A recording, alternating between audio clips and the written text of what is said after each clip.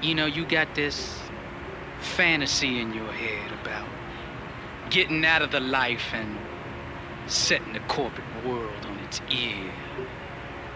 What the you gonna do except You are now listening to a Hotel Podcast besides by pimping? Trvpforever. You really got the stomach for that. Here, it's your boy Trvpforever, and you're listening to a Hotel Podcast by Trvpforever. Today, we have me in the building. I decided not to do a guest this week. A few people, feel like I haven't given a true introduction of myself, who I am, where I'm from, and why I created this podcast. So I'm going to give y'all a little history lesson about my life and, why I feel like this podcast is a necessity. Hopefully you have a better understanding and you feel me a little bit more. And if not, it could be smoke or static whenever, wherever, I'm with the shits. But yeah, I go by Trvpforever.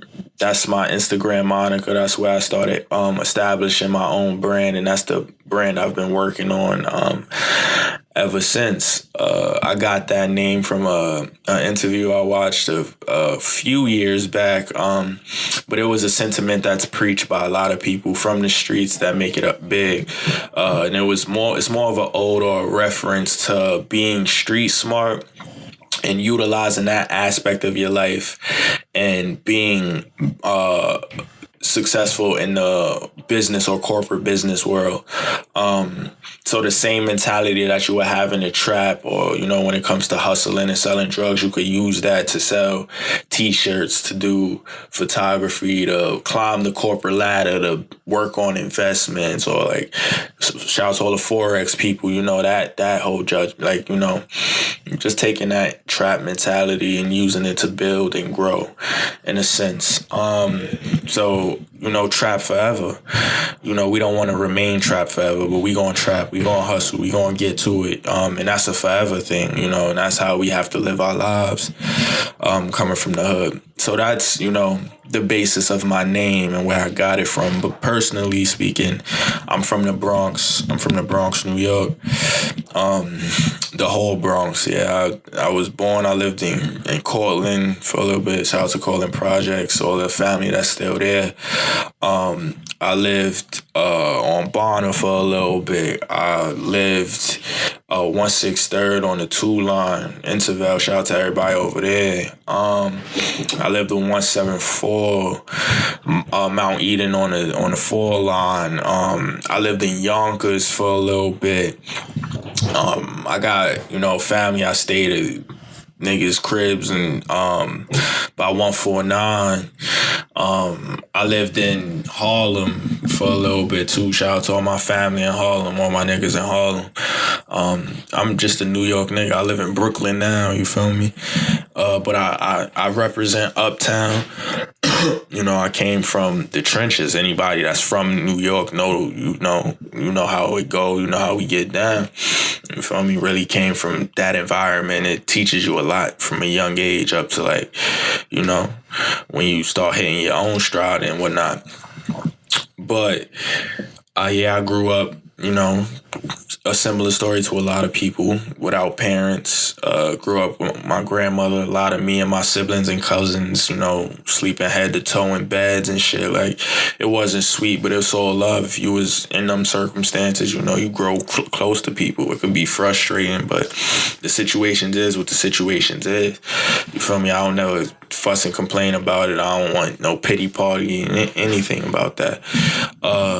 But yeah, I grew up a smart kid.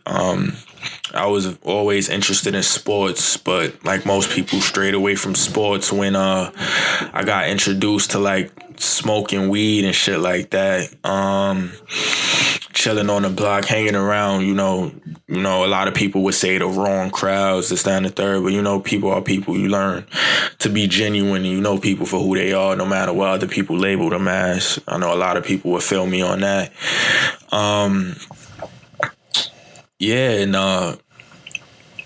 I was an honor roll student up until like, fucking middle school. Excuse my language. When I decided to start chilling more, and I felt like it wasn't a necessity.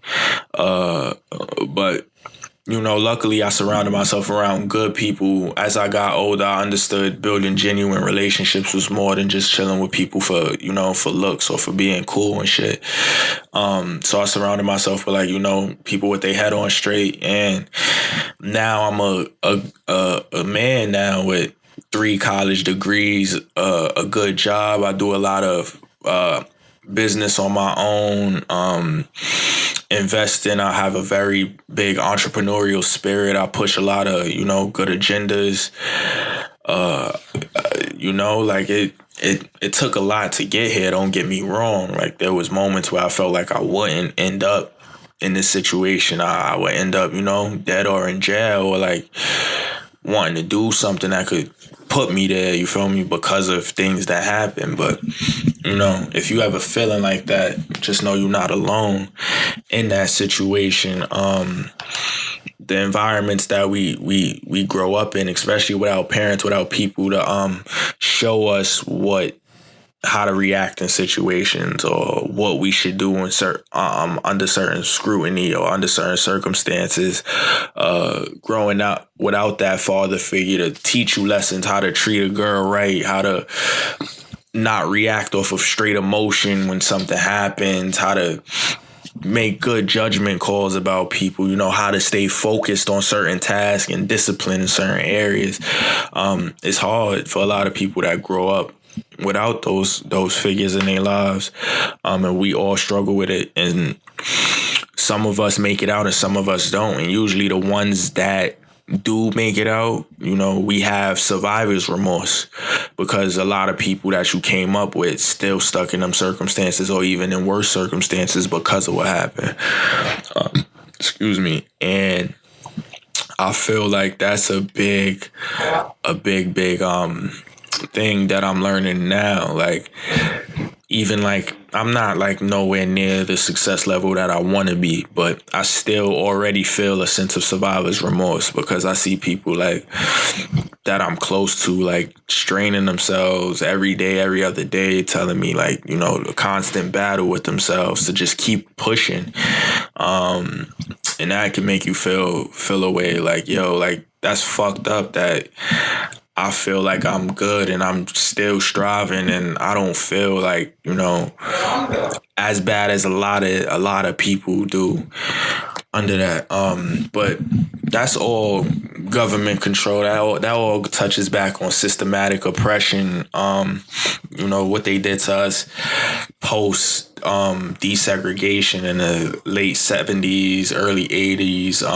Richard Nixon and Ronald Reagan, followed by Bill Clinton with the war on drugs and putting crack in our streets, and then fucking killing us in mass incarceration at a fucking high rate. And all the fathers get arrested. Most of the mothers is doped up on drugs and shit. And we grow up in fatherless homes, feeling like we gotta provide and shit. Then you get a job. You can only get a bare minimum job because we don't have the public schooling in our neighborhoods to really push us to go get high education and learn those crafts, or really get things pushed on us, like learning trades and shit to make actual money. And then even when you do make money, the only thing in our neighborhoods is fucking Chinese restaurants, chicken spots, liquor stores, for people outside of New York, gun shops and shit in every hood. And it's like everything that they put in there is just made for us to be detrimental to our own people. And then we have this crab in the barrel mentality, because it's so hard to get it out the mud, that if I gotta eat and I gotta feed my family, 9 times out of 10, homie down the block gotta eat and he gotta feed his family. And even though you my brother, you my kin, you feel me? If I gotta take you out to feed my family, then I'm gonna take you out. You feel me? And a lot of people outside of the hood don't really understand those facts and those circumstances. And you know, why we act the way we do or we react the way we do when certain things happen is because that's what life is. You feel me? Like, growing up in the Bronx, you know, there's that constant paranoia. You walking down the block, anything happen at any time. Not saying that can't be anywhere, but like if you from there, you know what I mean. Like, you feel me? Your hands in your hoodie pocket, hoodie on low, and you ready for war at any given moment. And you know, your living circumstances ain't shit. We grow up with the rats and roaches in our neighborhoods and shit, like dirty ass train stations, and half of the block drugged out, like all the kids high now, all the older heads fucking dusted out, crackheaded out, like on the corner, drinking and shit. Like, you know, somebody wanted me to touch on, like, you know, kids growing up without parents, and like, you know, this is the honest truth and the honest breakdown. It's not everybody. Don't get me wrong. It's definitely not everybody, but these are like constant circumstances that people have to grow up in our neighborhoods and shit. And then a lot of the people that do come home are institutionalized, and we get fed these ideals of like this toxic masculinity mindset of like how you should act and shit, when, you know, that shouldn't be what it is. You feel me? And then the more educated you become, the more you realize these things. It's like, yo, like they really got us living like fucking animals. Excuse my language again, but they got us, you know, living like animals, like uncaged animals and shit. And that's why I could never knock somebody that's not understanding or not on that wavelength to really have that open dialogue about that kind of shit. Because it's like, it's toxic, man. If everything's toxic around you, it's going to be hard for you to not be toxic. You feel me? Yeah, but y'all get a good sense of my route. I went to high school uptown Bronx, so yeah, this all the places I'm from. I went to school 228th, like all the way uptown. Shout out to all my Caribbean family, all my Jamaicans and shit. It was all love up there. High school was fun. High school was funny as hell.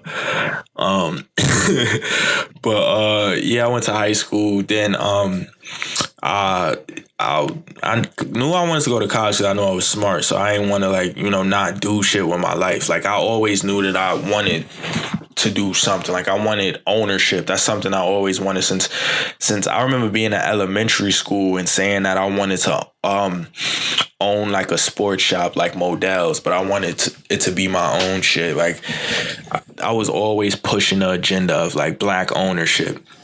Even though as a kid I wasn't like black ownership, I was just like, I want to own this.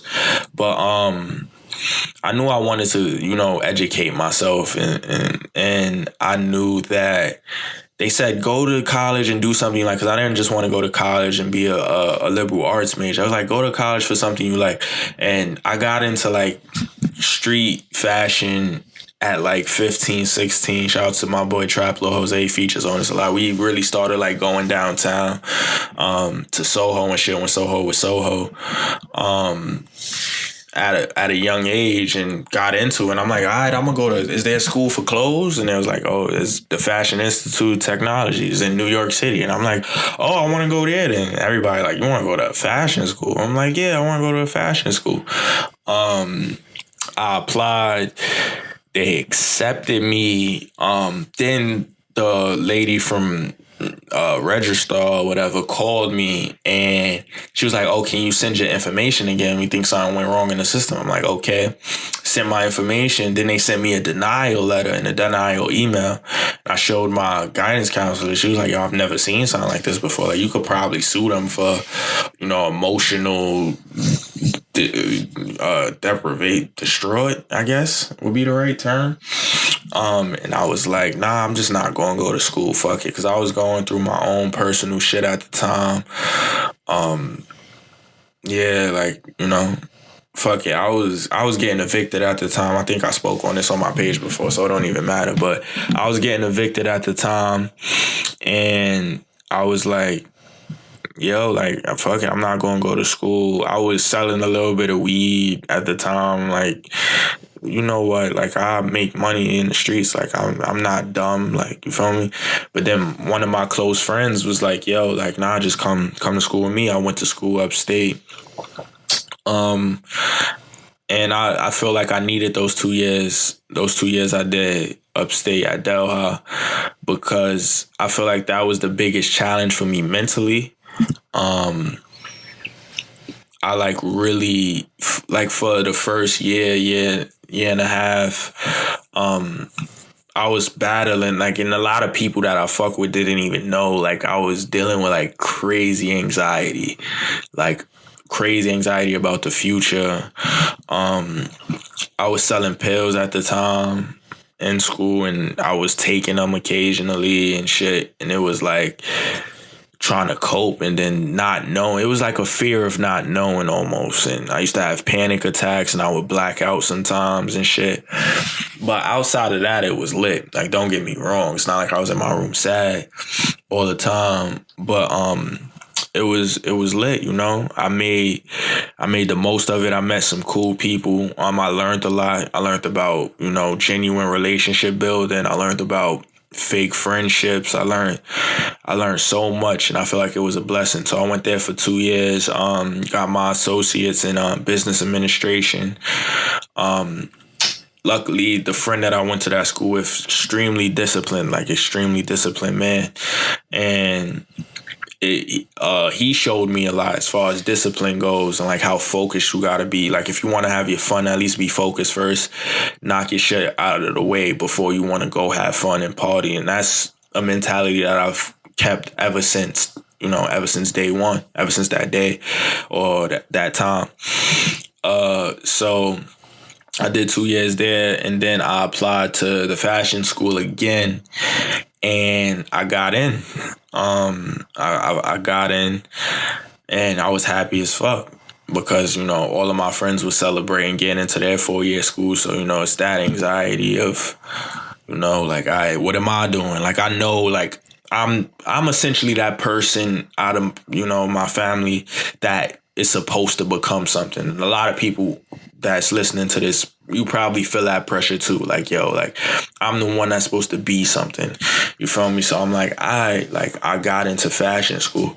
Now, what do I want to do in fashion? That's the next thing. Like, what do I want to do in fashion? Like, am I going to be an outcast? And of course I was an outcast to an extent. Because I'm a black heterosexual male at a predominantly white institution, predominantly white female institution. So it's that feeling or fear of not fitting in, shit like that. And I don't really fear shit like that, because I could talk to anybody. But it's like, what if I'm not into fashion enough? Like, these people know more about me, and they know, like, they talking about issues of Vogue, and I can't relate and shit like that. But I was like, fuck it. Like, it is what it is. We'll see what happens. You feel me? You know the vibe. You know the vibration.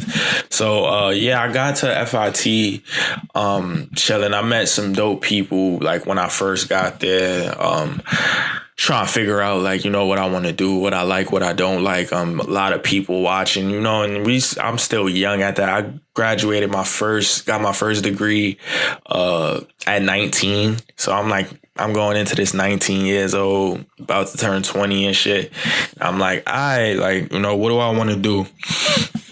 And I've always been interested in, like, visuals and, like, clean and crisp imagery and things of that nature. So I was on campus, and I saw this girl taking pictures on campus of another girl. And I'm like, fuck it, I'm gonna go ask her, like, yo, like, where'd you get your camera? Like, what kind of camera is it? Like, are you into photography? Like, what's, like, you know, put me on. And she told me something that I tell everybody to this day that tells me they want to do something. She was like, yo, like, yeah, she explained where she got the camera. And then I'm like, yo, yeah, I want to get into photography. And then she's like, honestly, just do it. Like, just do it. Like, if you want to do something, just do it. You feel me? And that's what I tell people to this day. I'm like, yo, if you want to do something, if you're going to come to me with an idea, outside of me helping you and trying to guide you of like what aspects I could show you how to do or what aspects I know people who can help you, like my thing is do it. Because a lot of people want to do things and they hesitate and they hold off and then they think about what could have been, and then in the future they like, damn, what if I like. And I'm one of those people now in my life where I'm like, yo, I want to do this shit. Like, I'll say I want to start a podcast, I'm going to start a podcast. I'm going to ask people I know that have podcasts, and they going to explain this shit to me, and I'm going to just try. You feel me? So I bought my first camera. It was a point and shoot, the G7X Mark II. Shout out to Canon. And it was, you feel me? I deleted all of my old pictures and stuff off of the internet. And I started fresh. I was like, yo, this is a new beginning for me. And me, shout out to Traplo Jose again. We started this shit together because he supports me in everything that I do and vice versa. So we just started going out because we've been going to Soho and doing the street style shit since 15. At that point, we were 4 years into it. I'm like, yo, let's just take pictures. Like, we already on our own fly shit when it comes to streetwear. So let's just go out there, take pictures. Start posting them, and I started doing that, understanding Instagram a little bit more and shit. And it's like, yo, like, this shit started hitting. Like, people started fucking with me. People started asking for collabs and wanting me to model their stuff. And I'm like, yo, like, this is crazy. Like, I didn't even know it would hit like this. Then, like, the network just kind of grew from there. Like, you meet somebody, they introduce you to somebody, that person introduced somebody, and then it just grows and builds. And, like, now I have sort of an established brand. And then, like, that leads up to, like, towards graduation and whatnot. Like, I did 1 year of an associate's. I got my associates from Delhi, and I got a 1 year associates at FIT. Then I got my 4 year bachelor's from FIT in entrepreneurship and fashion design. So it came back, like, that anxiety that I felt initially came back around, and it was like, you started your brand, you got all your degrees. I'm not going straight to get my master's or my MBA or my MFA immediately. So what's next? Like, what's next? You feel me? Because everybody's like, yo, I'm proud of you. But then I have to provide. You feel me? I got to put food on the table. I've been, ever since the whole eviction thing happened from high school, I've basically been living on my own. If I'm not, like, couch surfing, I finally got my own apartment, and I've been living here for the past 3 years. And it's like, yo, what's next? Like, that, like, yo, post-graduation anxiety is real, because the thing was, like, I started building my own brand, and outside of that, I was working the whole time. And it was like, I never did. I haven't done internships. I haven't really networked with people when it comes to getting, like, a solidified job. So, like, what's next? And I decided to take a month to myself. I think I touched on this on another podcast, but I took a month, the month of June, to myself. I wasn't speaking to anybody romantically, which is rare for me. Like, I'm usually involved with somebody for, like, I don't really take time to myself. I feel like a lot of people need to learn how to be by themselves and, love themselves before they, like, start depending on other people to provide that for them. Because that's why a lot of toxic relationships are built. A lot of people don't understand themselves or love themselves enough. But I took time to do that. I worked out every day. I didn't go to the gym every day. I could break your body down, but I was in the gym playing basketball, doing bodyweight exercises, calisthenics, 30 straight days of June. I was reading every day, or I tried to read every day. I don't think I made it every day, but I was reading every day. I had a summer reading list. I was eating healthy and cooking. I was not eating outside food. I really took the month of June to like learn, grow, try to find myself in my mental space and who I wanted to be, at least for this phase of my life, because you're never done growing. And then made it out of the month of June. Then I'm like, all right, it's time for grind time. Like, that's when I told my friends, like, yo, I'm really going to try to start this podcast up in August. I planned this out.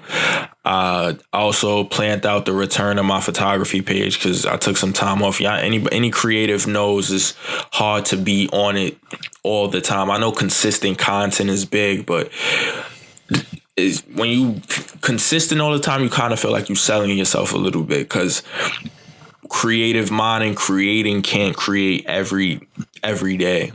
You feel me? You can create constantly to try to, work on different creative pockets, but then you'll burn out. You feel me? So in order to avoid the burnout, I took some time off during that month of June, and then, reintroduced myself. And, that's how the podcast came about. And that's how the photography page came about. And I started posting content again, for anybody that, worries about me when I go on hiatuses. As well as, and the reason I wanted to create the podcast, I touched on this on a, kind of tipsy rant in the Game of Thoughts 2 episode. I know a lot of people in the music world. I know a lot of people in the sports world, and I would never want them to think this is a slight at them. But I just noticed growing up, and like for a lot of the kids growing up, you kind of feel like the only time you make it or somebody actually makes it in life is when they rapping or they play basketball or they in music.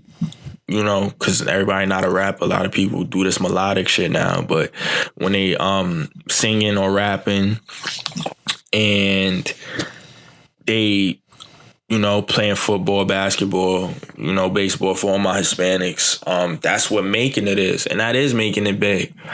But that's not the only way to make it. Like, you got to understand, like, the number of people who try to make it and the number of people who actually make it.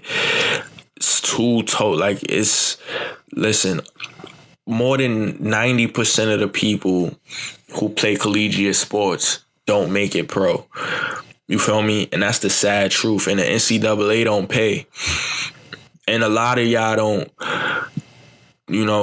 don't go overseas and, y'all live the hoop dream life. And then a lot of people who rap, like, the market is oversaturated. You feel me? And a lot of y'all that make music, a lot of people don't make it either. It depends on what you think making it is, what you want your impact to be. You feel me? Like, this podcast ain't to make it. Like, I do things outside of this podcast. I work full time, which I'm hoping isn't forever. I have my photography going on. I'm working on I work along with doing this podcast, and helping people with their own businesses as well. Like, I don't do this to make it big as a podcaster. If that happens organically, then it happens. But, a lot of people in music just want to make music to make the money. You feel me? It's not organic and it's not growing. And then, if you could get it to hit, don't get me wrong, if you following chasing trends to and you get it to hit, by all means, a lot of love to you. But a lot of these new artists get signed and attached to these 360 deals and gotta put out 7 albums before they could, negotiate their masters or anything before they could really make real money. They don't understand the game of like how they give you that first initial lump sum pay, and you have to use that to create your album and pay for studio time and pay for your first tour and shit. And you out here buying Rollies and cars and shit. And now you fucking owe money by the end of your tour and shit. You're not making no fucking bread. Like, a lot of people don't understand how the game really works. You feel me? And and not as knowledgeable about it. And I made this podcast because, listen, there's way more routes to take. Like, there's way more routes you could take. And I want to bring people on here that are, doing things outside of just sports or just music. You feel me? And I'll have people on here that are in the sports world and are in the music world. But I wanted to give y'all a basis of what this is going to be. So I'll continue to have people that's not in those worlds, that's actually, doing things outside of that on this podcast, talking about what it's like to be in a field, what it's like to be Black in their field. Do they see any representation? Do they see growth and elevation for Black people? How they got to that position, what interests them about it, what about their childhood made them interested. Like, just so y'all could learn, like, oh, I like video games, I like computers, I could do IT, like, like I could learn a trade, I could drive trucks and make X amount of money, I can do construction and make X amount of money, or go to school for this and become a district manager for a construction company and make 6 figures a year. Like, there's a lot of opportunity out there. And I do think sports and music can, boost and enhance a lot of creativity. So I think those things are like good to like have kids around, and you gotta have your kids playing sports because they gotta learn how to interact with each other, deal with like anxieties at a young age, and learn the discipline that it takes to be good at something, and build a rapport, building relationships with friends and stuff. Like, all of that is important. I feel like you should definitely have kids in those at a young age, and they can idolize the successful people, but don't let them put all their eggs in one basket. You feel me? And then if that doesn't pan out, you work in no shot at people working retail or people working in, McDonald's and shit, but you don't want to work that hard just to end up there. And like, damn, I should have been like fucking reading books too. Like, reading is important. You feel me? And, I don't even push everybody to go to college because I believe that college isn't for everybody. And I don't think, college is as beneficial as some people make it out to be.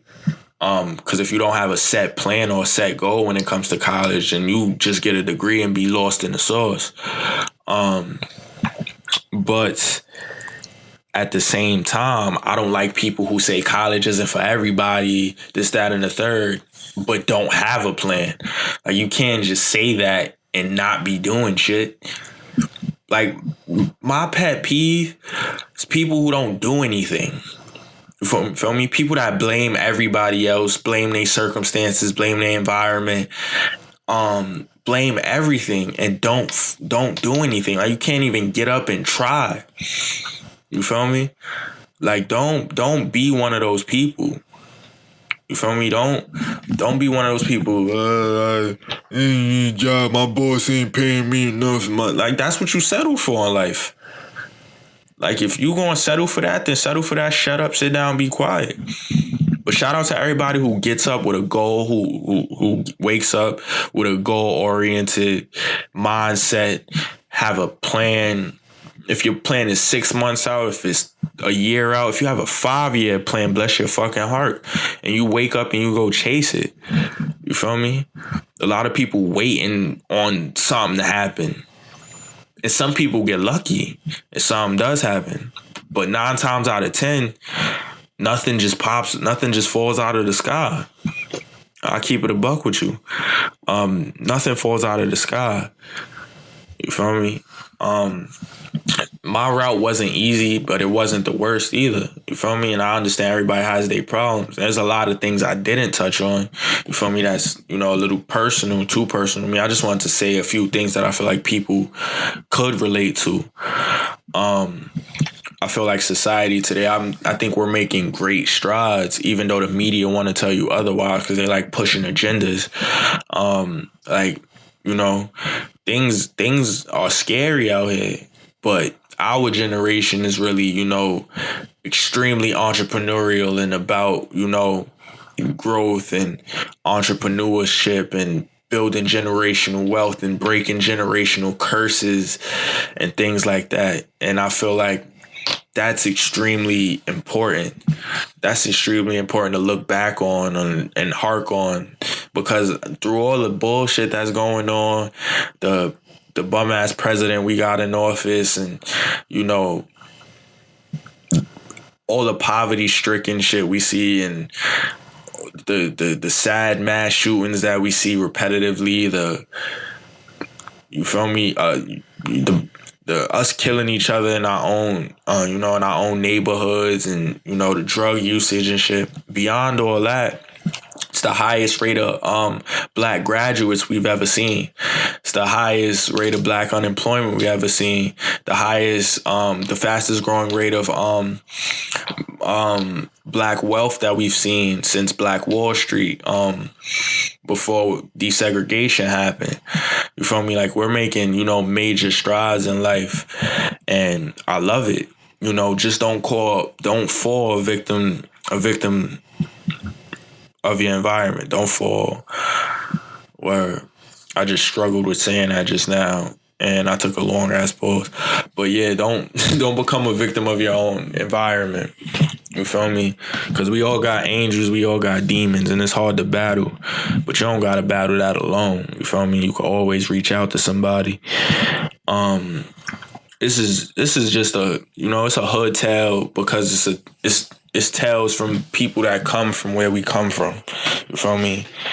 I ain't bring nobody on here that's sedity, living lavish like everybody that I brought on here so far. Comes for the environment that we come from. You feel me? And I just want people to know that this shit is genuine. You feel me? Like, that's what this is about. Genuine vibes, genuine mindset.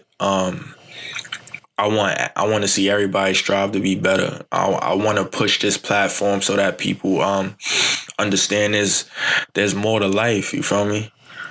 Be somebody. Be somebody. Let's break those generational curses. Let's raise black families and build generational wealth. Pool our money. Let's create a black utopia. Like, that's my end goal in life. Like, to create a black utopia. And shout out to all my friends of other ethnicities too, because I'm not one of those, like, I'm not pseudo black. Like, I'm all about our culture, but I love, everybody. I'm all inclusive. Yeah, but I just wanted to spend this time on this podcast to introduce myself formally, who I am, where I'm from, how I grew up, my route to where I am, what Trap Forever means, my current views on society, which will get broken down more as, I bring different guests on and we speak and touch on different subjects. But y'all know the vibes, man. Everybody stay blessed and Trap Forever, you dig?